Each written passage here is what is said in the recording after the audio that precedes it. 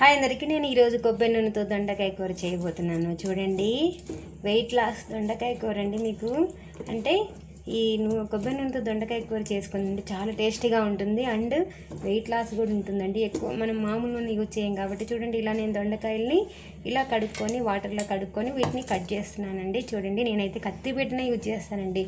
ఎందుకంటే కత్తిపీట మీద తరిగితే ఆ కూర టేస్టే వేరండి. ఏంటక్క పాత రోజుల్లాగా కత్తిపీట యూజ్ చేస్తున్నారు అనుకుంటున్నారా?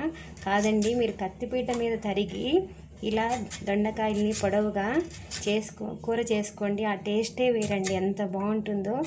అంటే మనం నైఫ్తో చేసేది వేరుంటుంది, ఇలా చేసేది వేరుంటుందండి. కూర వంకాయ కానీ దొండకాయ కానీ ఇలా సన్నగా తరుక్కొని మీరు పొడవుగా కత్తిపీట మీద చేసుకోండి, ఎంత బాగుంటుందో చూడండి. ఇలా నేనైతే ఫాస్ట్గా తరిగేస్తానండి. ఇలా నేను మొత్తము వీటిని నేను కొబ్బరి నూనెతో ఎలా చేయాలో చూపెడతాను. మీరు కూడా ఒకసారి ట్రై చేయండి. అంటే కత్తిపీట మీద కూడా అలవాటు ఉండాలండి. అలవాటు ఉన్న వాళ్ళే మళ్ళీ చెయ్యి పోసుకోగలదు. ఎవరైతే అలవాటు ఉంటుందో వాళ్ళు ట్రై చేయండి.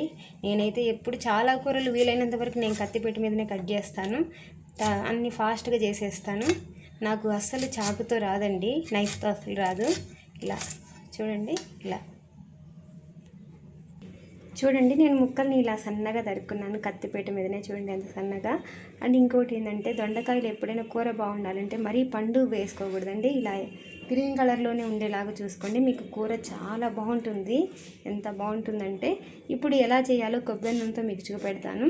ఈ కొబ్బరి నూనె వెయిట్ లాస్ అవుతారండి. దొండకాయ కూడా ఈజీ మెథడ్. ఒకటి ఉడకబెట్టి కూడా చేసుకోవచ్చు. నేనైతే ఈరోజు ఫ్రై లాగా చేద్దామని.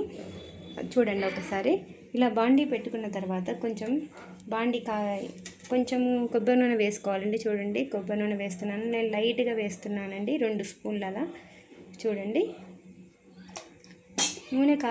కొబ్బరి నూనె కాగిన తర్వాత దీంట్లో నేనైతే మినప్పప్పు వేయనండి, డైట్లో ఉన్నాం కాబట్టి. ఆవాలు జీలకర్ర వేస్తాను, కరివేపాకు.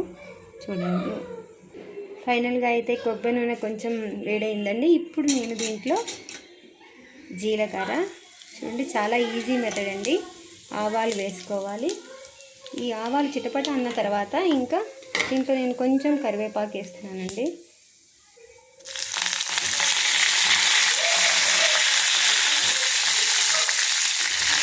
ఇప్పుడు మనం తరిగి పెట్టుకున్న దొండకాయ ముక్కల్ని దీంట్లో వేసుకోవాలి.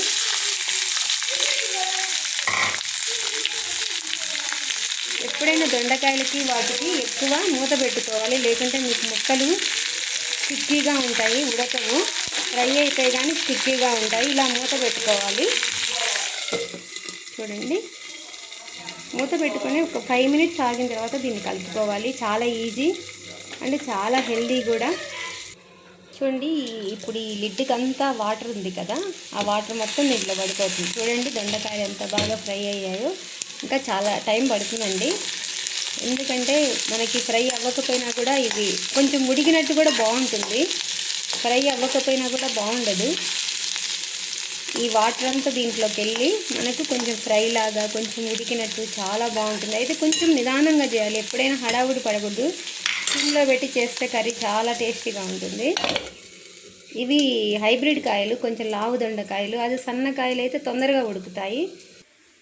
ఫైనల్గా చూడండి, దొండకాయ కూర రెడీ అయింది. అయితే ఉప్పు కారం అనేది మిస్ అయిందండి, కొంచెం లైట్గా వేసుకోండి, ఓకేనా? చూడండి ఎంత కలర్ఫుల్గా ఉందో. నేనైతే ఉప్పు కారం లైట్గా వేసాను, అందుకని వీడియో చూపించలేదు. చూడండి, హెల్దీ అండ్ టేస్టీ దొండకాయ కూర రెడీ.